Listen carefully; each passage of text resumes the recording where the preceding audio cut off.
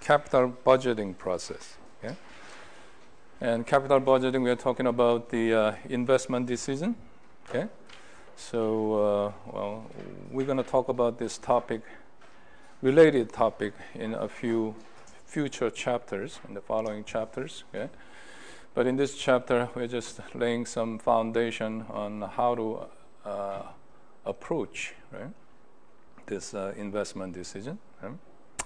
And in the next chapter, in chapter 10, we will talk about details, methods of evaluating and actually making the decision and choosing one of the alternatives. Okay? All right, so today we're going to talk about net cash flow mostly, okay? How to assess and predict the future net cash flow from this investment alternatives. Okay? So I think at the end of last class, we were talking about these points, and the first one was the should be measured on an incremental basis. Okay? Again, incremental basis means you have to compare the case with the project to the without the project. Okay? So what's the actual net difference in the cash flow this project makes? Okay? That's what we mean by incremental basis. Yeah? And in a few slides later, we're going to use this actual equation to talk about that, right? But here, for example, this RW minus RWO means it's a revenue with the project minus revenue without the project. Okay? So suppose you're thinking about one potential project, okay? And by going through this project, undertaking this project, you expect, say, $1 million revenue. Okay?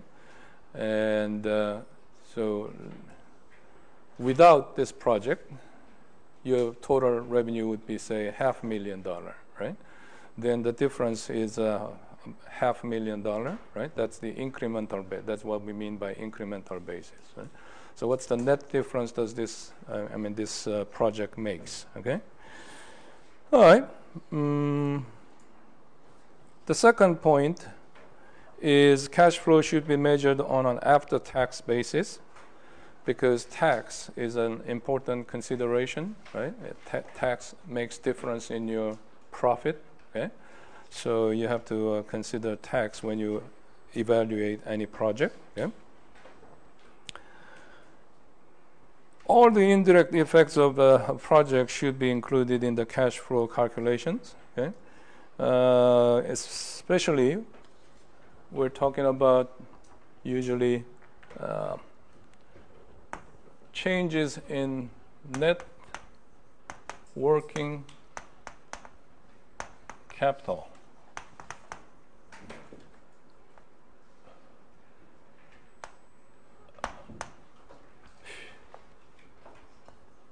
Net working capital. Okay? What is net working capital? Does anybody still remember from the first course? Yes. I'm sorry, what? Current assets minus current liability. That's right. Current asset minus current liability. Okay? And what are the items in current assets? Yeah, okay. Cash.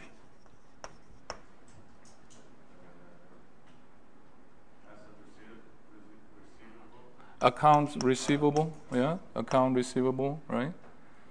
And inventory, yeah, something like that. Accruals, right? Yeah, right. Okay. Current liability, the accounts payable, the notes payable, tax liabilities, and so on. Okay? So we're talking about short term, right? When we say current asset, current liability, we're talking about 1 year or less than a year, right? So something that you can use within a year, which is immediately available, right? Well, immediately or within short period of time, right? The liabilities, something that you expect to pay within a year. Okay? 영현? Yang? Hanru? Are you? Hanru? Okay. Were you here in the first class when we went over the syllabus? I told you something about the using the cell phone or texting in the class, right?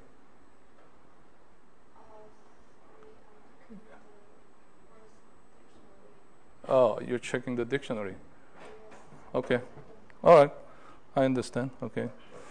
Just wanted to remind you because apparently so many people missed the first class. Okay. Okay. All right. So the difference between the current asset and current liability is net working capital. Okay? And sometimes when you start a new project, okay, you need to make some adjustment in the net working capital. Okay? For example, because you are starting the new project, you need to have a little more cash cushion.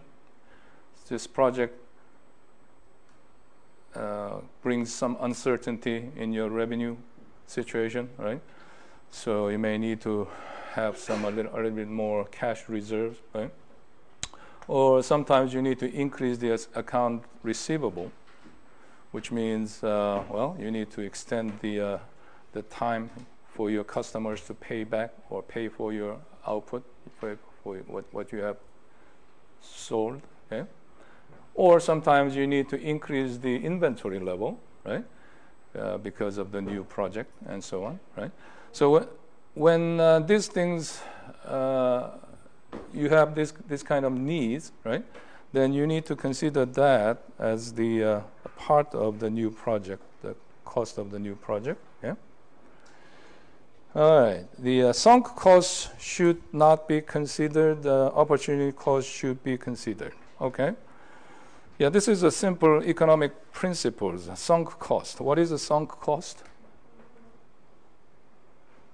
What do you mean by sunk cost? Yeah? Cost that is made and you cannot get back. Right, so on any expense that you have already made, right? And when you make any business decision or investment decision, forget about what you've already spent. That should not come into picture when you make the decision. Doesn't matter how much money you already spent, right? A typical example that we use is Concorde, supersonic jet. How many of you know about this supersonic jet, Concorde? Nobody? Yeah, let me show you just at least a picture of it, I guess.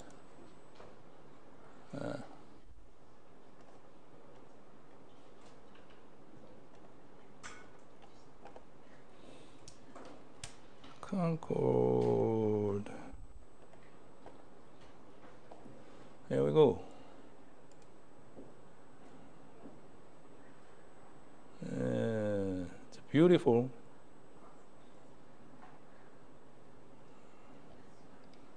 Beautiful airplane, okay? Supersonic airplane, okay? And they built these during the 60s, okay? As a joint project between England and France, okay? And they spent so much money developing this supersonic jet, okay? And I think they started flying actually probably late 60s or early 70s, okay? And they flew, it operated about 25 years, okay? Until early 2000, okay? Maybe about 30 years, okay? And they stopped operation, okay? It doesn't fly anymore, okay? They built a total of 20 of these airplanes, but 6 of them were kind of prototype, okay, as a test flight. Okay? So between the British Airways and Air France, each company had 7 of these airplanes. Okay? And obviously, this is a huge project, and it cost a lot of money, and it also took many years to develop this airplane. Okay? And in the middle of development, they realized that this is not going to be profitable, okay? Because it's, in order to go so fast, you have to make the body very, very narrow, right? And so the total seat capacity is only 100, okay? You can seat only 100 people, okay? And it burns so much fuel, okay? To go to the, I think it's a Mach 2, okay? Twice as the speed of sound, okay?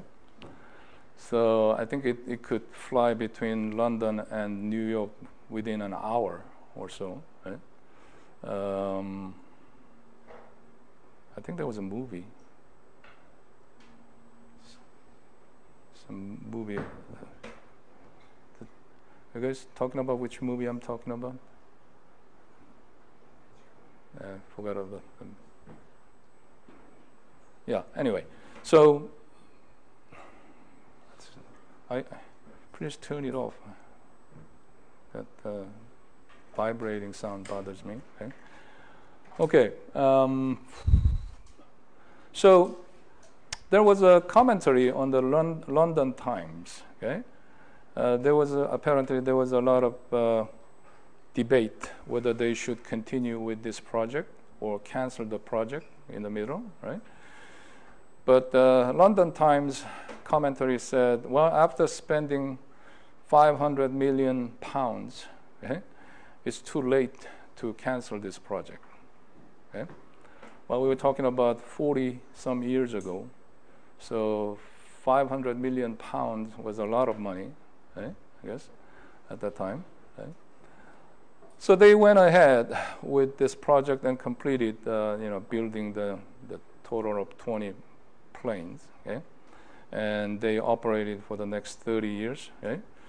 And during these 30 years, they never made a single dime, okay? Every year, it was loss, negative profit, right? And finally, there was a crash I believe in 2000, okay? So around 2003, they stopped operating this beautiful airplane, right? And while it was flying, I think each ticket cost almost $1,000.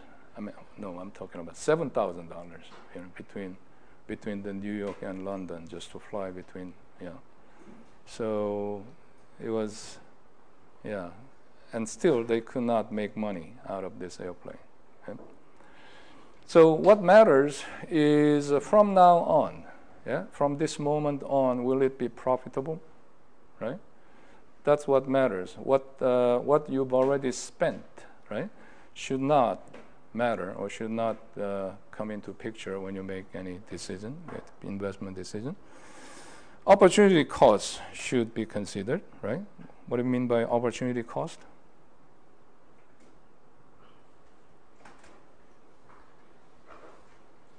Yeah. What you can do because you've chosen this option. Right. In other words, what you need to give up. What are you giving up, right? When you choose one alternative, what are you giving up? That's the opportunity cost, right? Obviously, it should be considered exactly. Yeah. All right. So here's we're getting into a little more detailed discussion. Okay. Here.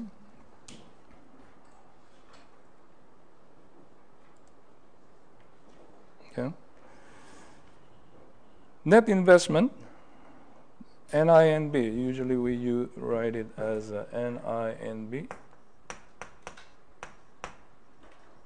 Net investment. Okay.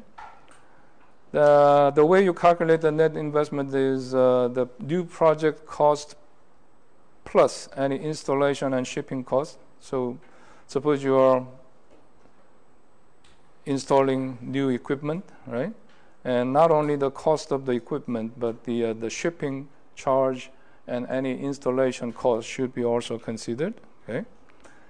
And then to that, you have to also add any increases in net working capital initially required as a result of the new investment. We talked about that, right? If you have to increase inventory, the cost of additional inventory should be added, right, as an initial investment. Okay. Sometimes when you purchase the new equipment, you need to provide training, okay, for your employees, right? And that training cost should also be included, right, as a net investment. Okay.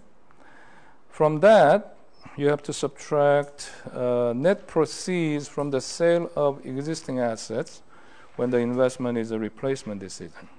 Okay? So you can think about two different cases. The first case is you are purchasing a completely new equipment. You didn't have it before, right? Then you don't have to worry about this. Okay? But sometimes or many times you replace existing equipment, right?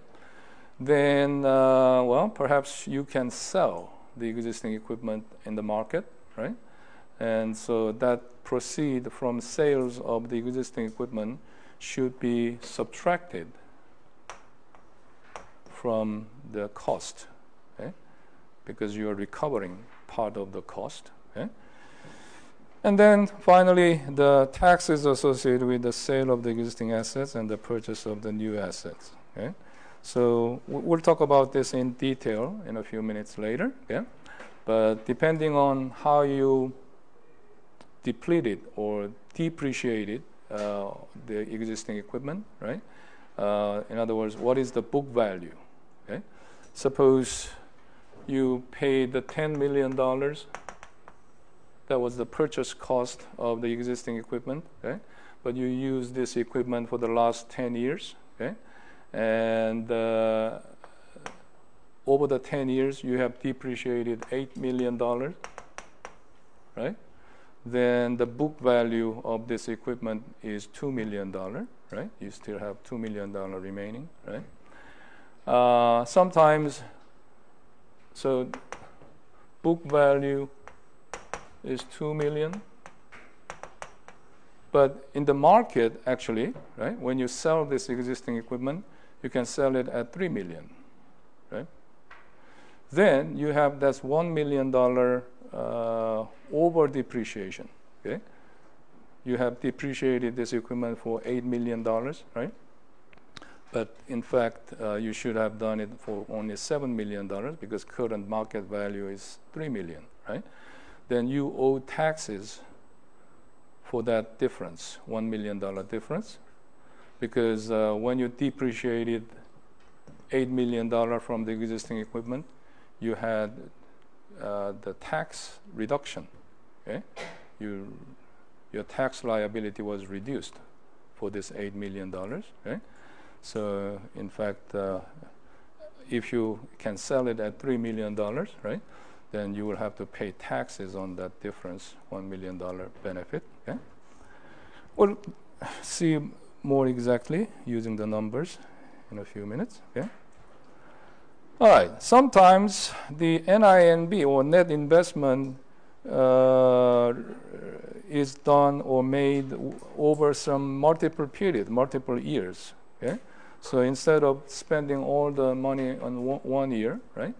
This investment project requires investment over 3 years, right?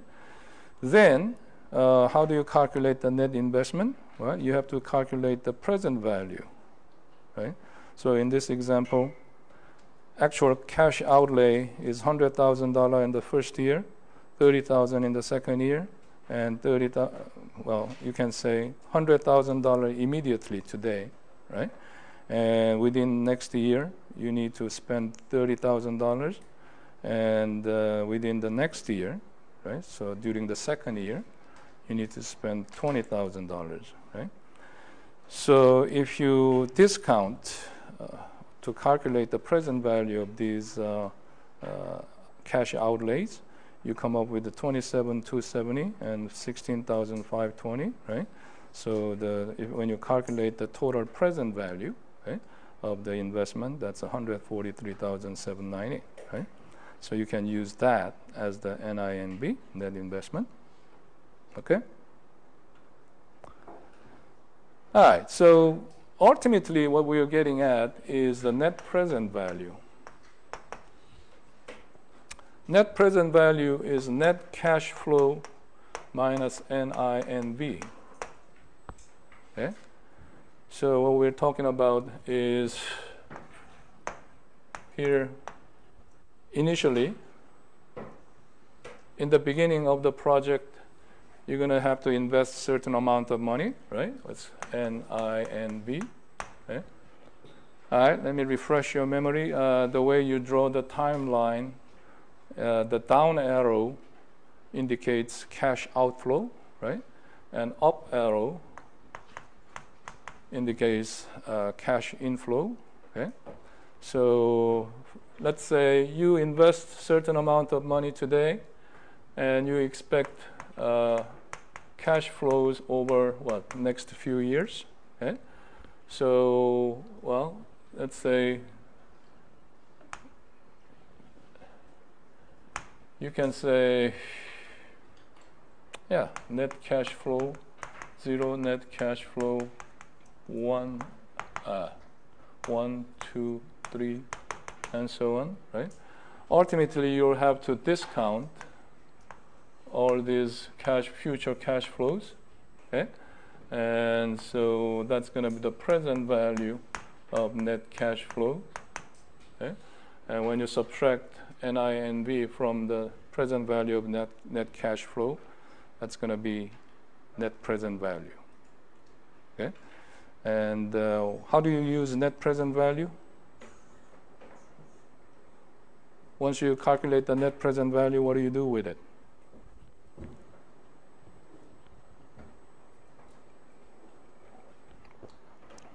In other words, why do you need net present value?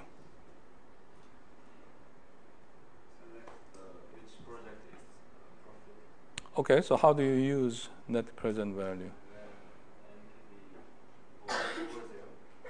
Yeah. So if net present value is positive, then the project is worth undertaking, right? And if it's negative, obviously you're not even recovering your cost, initial investment, right? So you should not invest in that project, right? When you have multiple projects, what are you going to do? Yeah? Take the one with the highest. If you have, rationing situation. In other words, if you don't have enough fund to cover all the project, right? If you don't have, if you're not facing the capital rationing, what is the, yeah? Invest in all the projects that have positive net present value, right? That way you are what? Maximizing, right? Maximizing shareholders' wealth, right? In the beginning of the first course, you should have learned what is the goal of the financial management, okay? Corporate finance, right? Ultimate goal should be what? Maximizing shareholder wealth, okay? All right? Okay, all right, so that's the idea. Right. So here's exactly how we calculate the net cash flow. Actually, right now, we're talking about net cash flow for each period, right? It's change in OEAT. Okay, what is OEAT? Right there. Change in operating earnings after tax. Operating earnings after tax, right? Plus change in depreciation minus change in net working capital. Okay? Well, it shouldn't make too much sense at this point, okay? But here's more detailed calculation of this first equation, right? So OEAT, operating earnings after tax, is calculated by this first line here, right? So the additional revenue that the new project generates, I already explained it, right? RW minus RWO, revenue with the project minus revenue without the project, right? That's the incremental cash flow from the project, incremental revenue, right? Change in revenue. And here OW minus OWO is operating cost or operating expense with the project minus operating expense without the project, right? So obviously, when you run another project, there will be operating expense, right? So what's the incremental basis? What's the additional amount of operating expense when you run the new project, right? So you have to subtract it from the revenue, right? Yeah. Subtract depreciation. Hmm? So you do minus in depreciation. What slide are you talking about? 11? Yeah, this one? This one. Okay, and what? Top of the page. Yeah. On the print, you say we should plus depreciation, but Right. Here, the change in depreciation. This one is actually here. This one, the change in depreciation. I know it's strange because you subtract this thing here and then add it back here. I'll explain it. Okay. Give me a few seconds. Okay. So as I said, this first line here, right, starting from here to 1 minus t here. That's this first term, change in OEAT, right? Change in operating earnings after tax, okay? So what we're doing here is from the revenue, we subtract the expense, and then we subtract also the change in depreciation, right? So because of the new project, suppose your depreciation went up by a certain amount, right? Then you subtract that, okay? I mean, that's a typical process when we calculate the operating income, right? Like EBIT, EBIT, right? From the revenue, you subtract expenses and then subtract depreciation, okay? Then you come up with the amount of income you have generated, right? On which you owe taxes, right? So here we multiply 1 minus t. T is the tax rate, right? So if let's say your tax rate is 40%, 0.4, right? Then you are multiplying 0.6 here, right? So because whatever you have generated here, that's the income you have generated, right? But you cannot keep the 100% of that income because you have to pay income tax, right? So you are multiplying 1 minus t. So you get to keep 60% of the total income generated here, right? Okay? So depreciation here actually reduces your tax liability when you subtract the depreciation from your net income. When I say net income, I'm talking about this difference, right?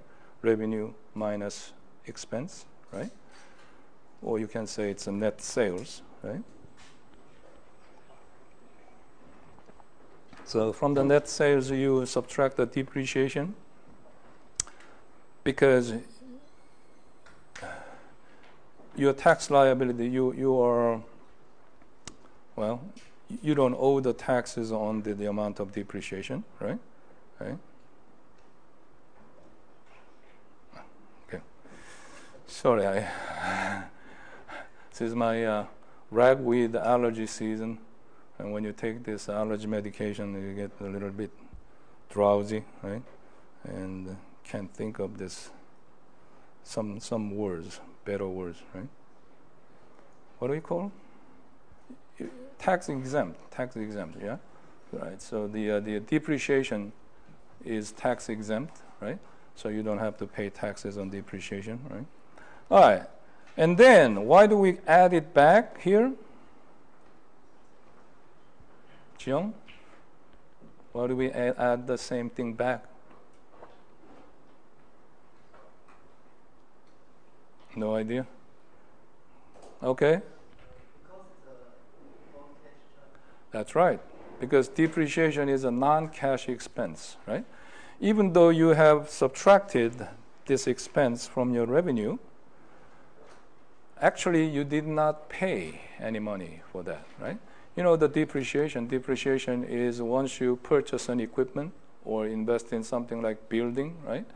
Instead of subtracting the entire cost in the first year, you pay or subtract part of those costs, right, over the life of the equipment or life of the building, right? So say you purchased $1 million equipment, right? And if you if the life expectancy of this equipment is 10 years, right, then you can subtract $100,000 or 1/10 of the cost every year, right? That's the rule, right? Accounting rule, right, for the businesses, right? So even though you are subtracting this depreciation, right, actually you have paid all the money up front, either, I mean, if you paid cash for the equipment, right? So this year, there was actually no cash expense, right? But you're simply reducing your income on the book so that your tax liability will go down, right? So in your bank account or in your pocket, actually, right, that money is still remaining, right? So in order to calculate actual cash flow, net cash flow, you have to add it back, right? Does it make sense? Right? So this depreciation, subtraction of depreciation happened only on the book, right? Actual cash flow did not happen, right? So in order to calculate actual accurate cash flow, right, you have to add it back, right? All right? Good. And then finally, you subtract change in net working capital. Ooh. So here, net working capital, why do we subtract it, right? Because initially, net working capital may increase, as I said before, right? Because of the new training or additional inventory, whatever, right? Your net working capital may increase, right? But when the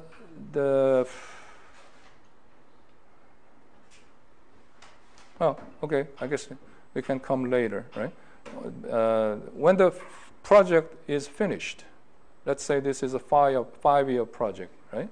And when the project is completed, then you can recover whatever additional net working capital you have invested, right? You don't need the training anymore, or you don't need additional account receivable or inventory anymore, right?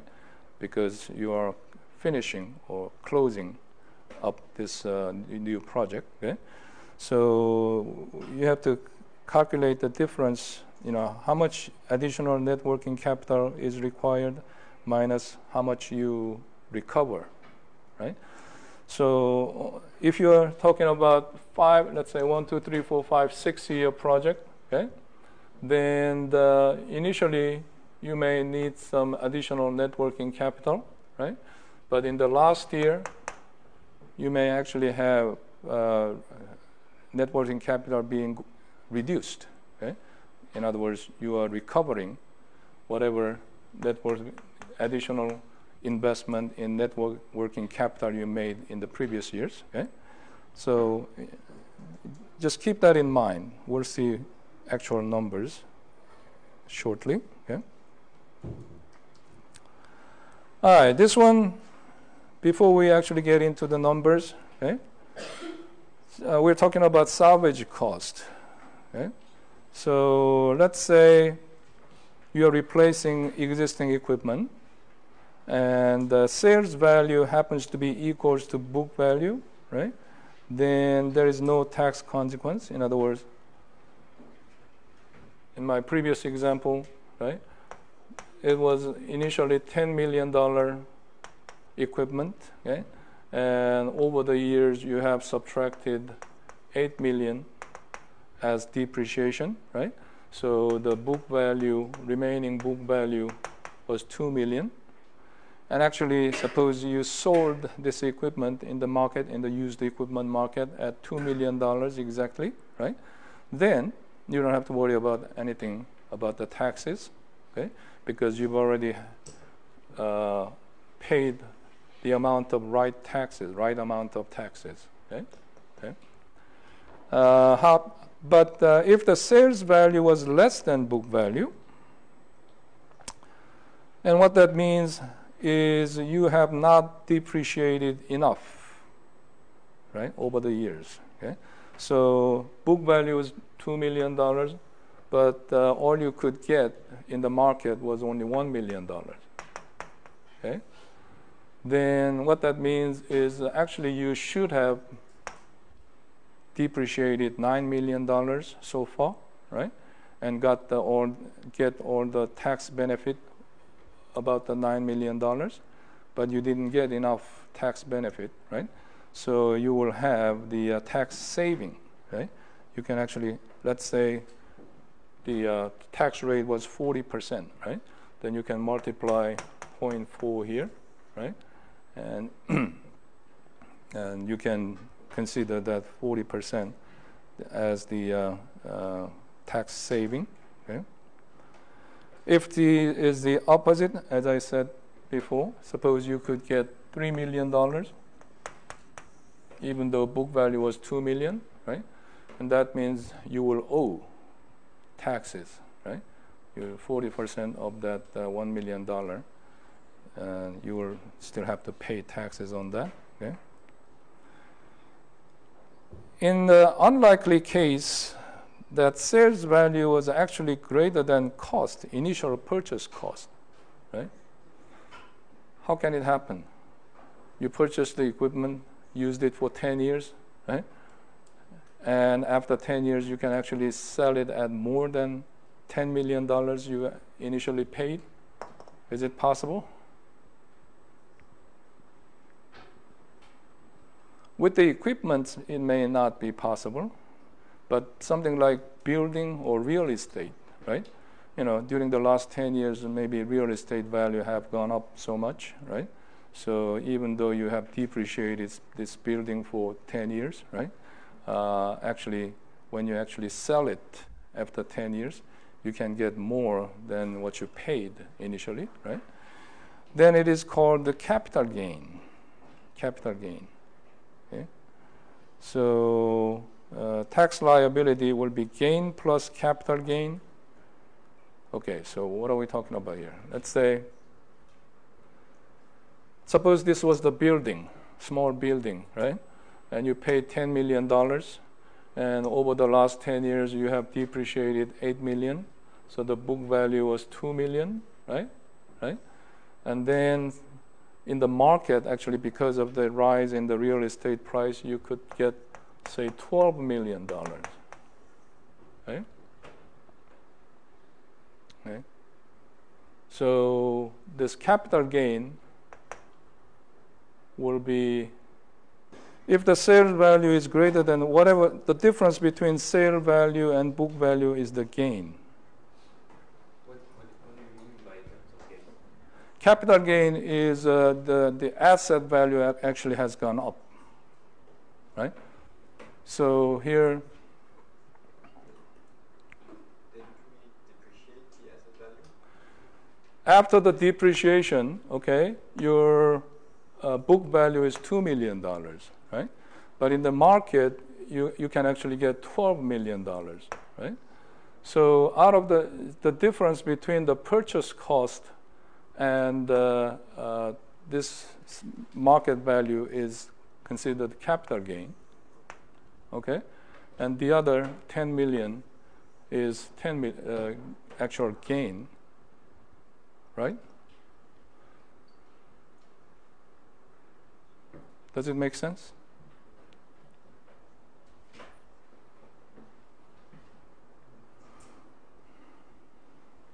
Think about it. If you still don't agree, let me know. Okay. So anyway, what's important here is you will owe taxes on entire 12 million. Right? Okay. I think that's how we should calculate. Gain plus capital gain.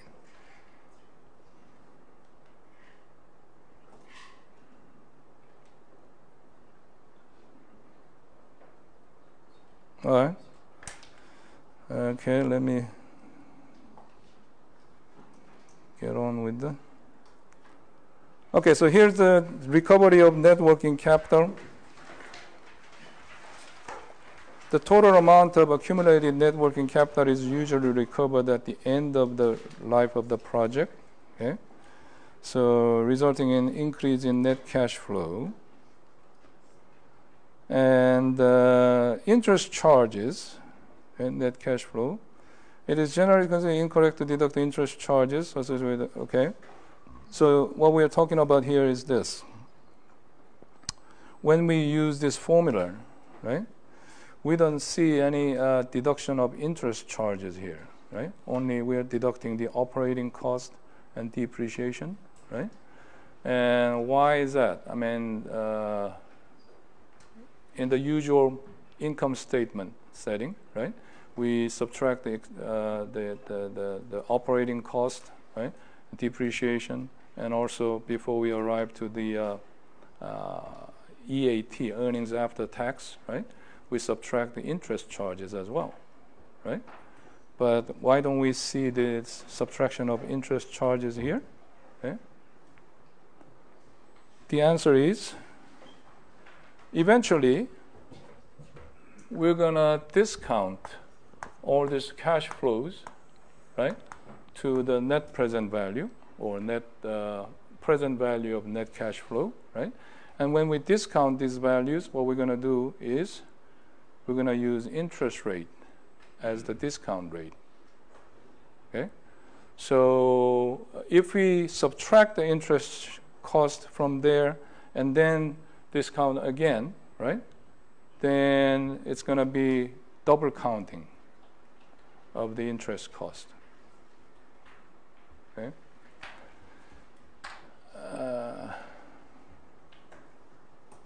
Right. So because of the cost of capital, which is discount rate, right, already reflects the cost of funds, whatever, about the money you used to start this project or fund this project, right? The interest charges are being considered by discounting all those future cash flows. Okay? All right, for depreciation, just a kind of side item, right? There are typically two major ways to depreciate. One is the straight line depreciation, and the other is MACRS. Okay? Straight line depreciation is very simple, right? You just divide the total cost. It says installed cost. Okay? So whatever the cost of equipment plus shipping and installation, right? Or the cost of acquiring the new equipment, divided by a number of years over which the asset is depreciated. Usually the life expectancy of the equipment, right? So if you intend or if you expect to use this equipment for 10 years, then you're going to divide the total cost by 10 years, and that's going to be the annual depreciation, right?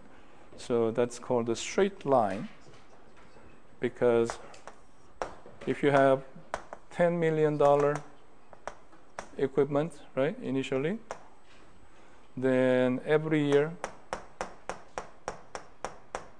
suppose we have 10-year useful life, right? So the value of the equipment, or book value of the equipment, will be reduced by $1 million every year. Okay? So it's going to be a straight line, okay? Decline of the book value, right? When you do the straight line depreciation. Okay? But more popular depreciation method is in business is called the MACRS, right? It's called the Modified Accelerated Cost Recovery System. Okay? And this is allowed by, I guess, the tax department, I guess, in the United States, IRS, right? Internal Revenue Service, right? Allows MACRS, and they have specific guideline or rules, okay, certain equipment can use 7-year depreciation, certain equipment use 5-year depreciation, and so on, right? And instead of depreciating, say, 10% every year, like the straight line method, right? MACRS allows a lot quicker depreciation. Something like in the first year, you're allowed to have 25% depreciation, right?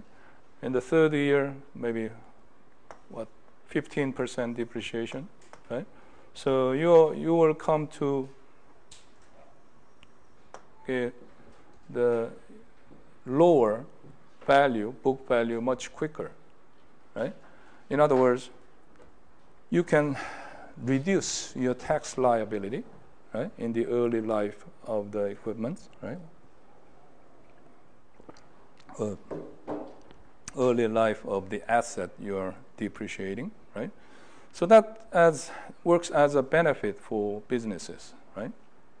Because they can reduce the tax liability or taxable income, okay? And last semester we talked about this, but in businesses there is a certain trick, right? So if you continue to purchase the new asset every few years, right, then, well, eventually this difference has to be made up, right, like this, right? Because ultimately the value of the asset has to be depreciated to zero, right? So the MACRS, the only benefit is you get to depreciate it a lot quicker in the first few years, right? But in the later years, your tax benefit will be reduced, right?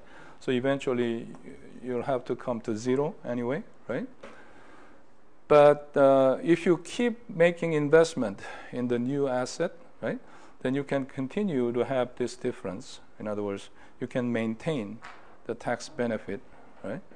And basically, you are not going to be required to pay the back taxes that you owe, right?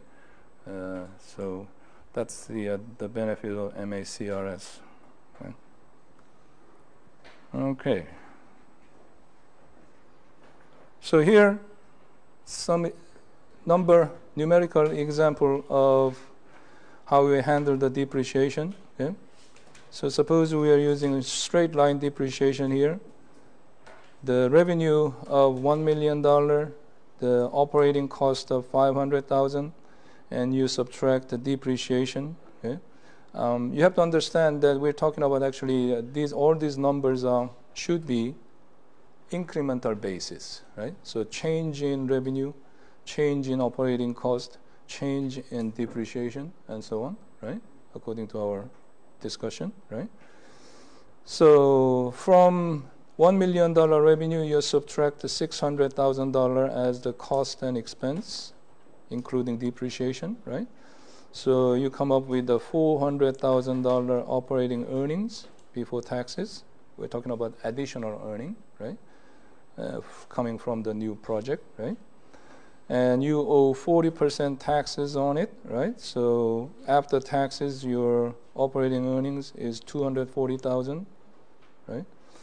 And there you add $100,000 depreciation back, right? What you have subtracted here, you have to add it back here, right? So that your actual cash flow will be accurate, right? Whatever actual money you have made or you have kept in your pocket, right?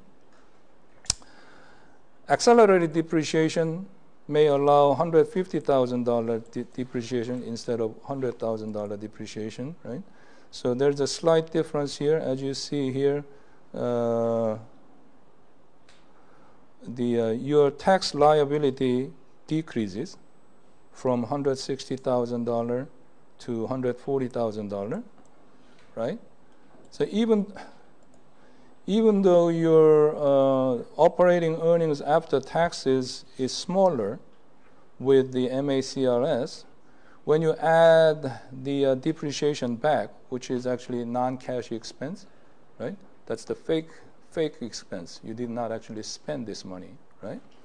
So your net cash flow is larger, right, if you use MACRS, right? Make sure you understand that idea, right?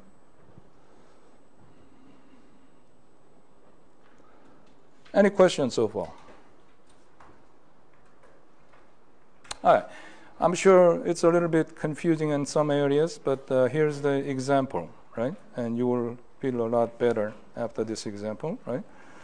So let's say you have an asset expansion project, right? So we're not replacing any equipment, but you're simply adding a new equipment, right? And the new equipment costs $50,000, and there is a shipping and installation charge of $5,000.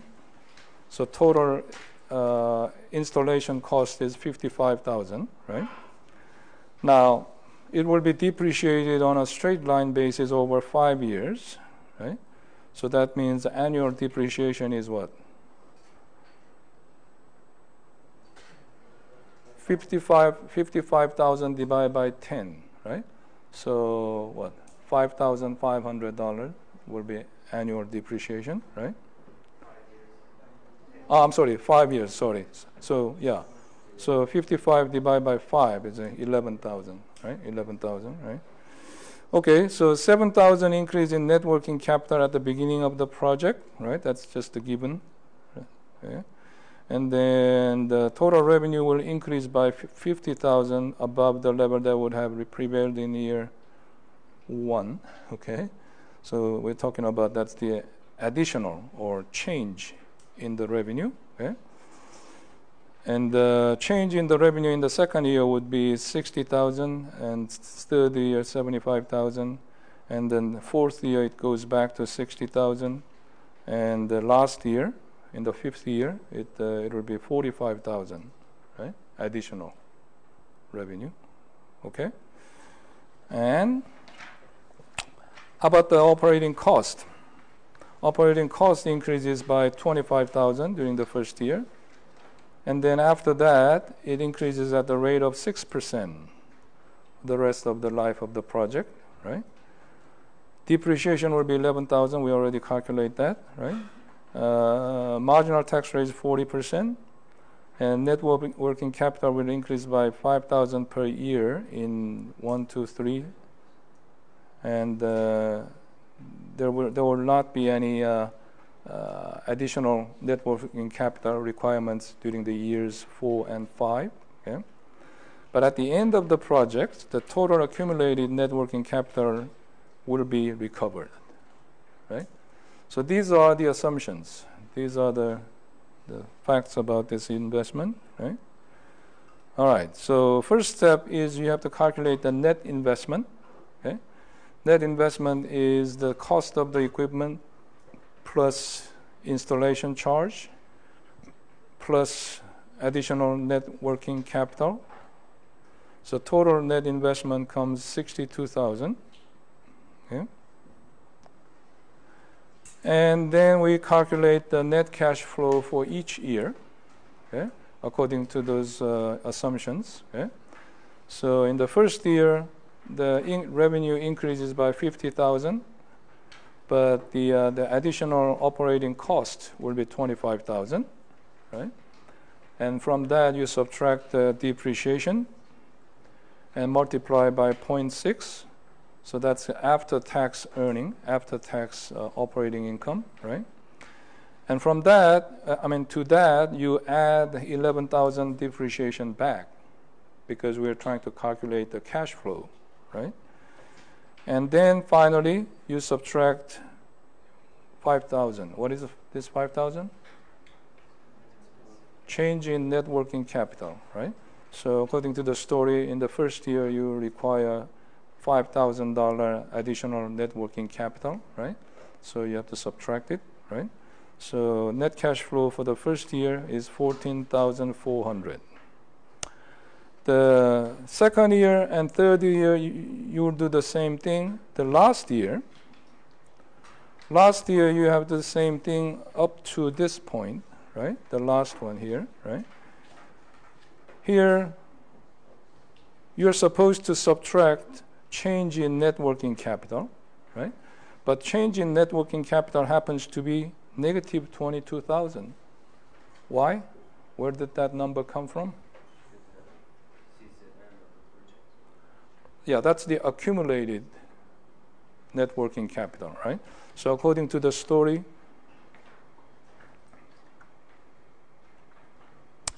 okay, here, initially you have to spend $7,000 additional money on the net working capital, right? And then during the first 3 years, years 1 to 3, you need to spend $5,000 additional net working capital, right? So 15,000 plus 7,000, that's 22,000, right? Total accumulated net working capital, right? But when the project ends, right, you're going to recover that additional net working capital you have spent, right? So you end up adding, right? So to all this, you end up adding 22,000, right? So the cash flow for the last year is 34,463. Okay? Sorry, but Yeah. I wonder why do you have to accumulate Net working capital? Yeah. The idea is because of this project, you needed to keep a little more cash, right? Or a little more account receivable or inventory, right? But when the project ends, you don't need those things anymore, right? So you can reduce the amount of account receivable, reduce the amount of inventory, right? Or amount of additional cash, right? So that's what we're talking about, recovery of accumulated net working capital, right? Yeah, yeah. Then is auto figure depreciated to the present value? Yeah, that's the next step, right? So here we have the whole table here, right? So we have year 1, year 2, and so on up to year 5, right? So we have this timeline, right? Initial net investment is 62,000, right? And then we have this future cash flows, right? So if you want to calculate the net present value, right? Then you have to discount all this future cash stream, right? Like this, right? Discount all the cash flows, okay? And then subtract net investment from the total present value of net cash flow. Then you will come up with the net present value. Okay? Right?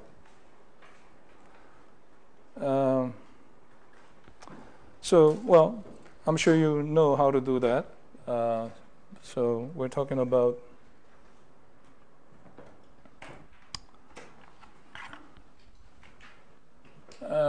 present value of NC net cash flow 1 is what? 14,400 times PVIF, present value interest factor, whatever let's say 6% annual interest rate, right? I don't think the textbook gives any interest rate here. But let's say currently the market interest rate or cost of fund is 6%, right? Then 6% for 1 year, right? The PV net cash flow 2 is what? 19,500 times PVIF 6% for 2 years, and so on, right? That's how you calculate the present value of all the cash flows, right? If you use calculator, you can do it quickly, I guess. Internet is a little just slow, right? Okay, here's actual HP12C calculator, well, actual, not actual, but virtual, okay? And probably I'll spend some time on Thursday giving some instruction on how to use this calculator, some basic instruction, okay? For those of you who are not familiar with this calculator, right? But here, you have to clear the memory first. That's always a good practice, right? So here's the orange keys, blue key, and or the orange commands and blue commands here. So here the clearing financial function and clearing register, right?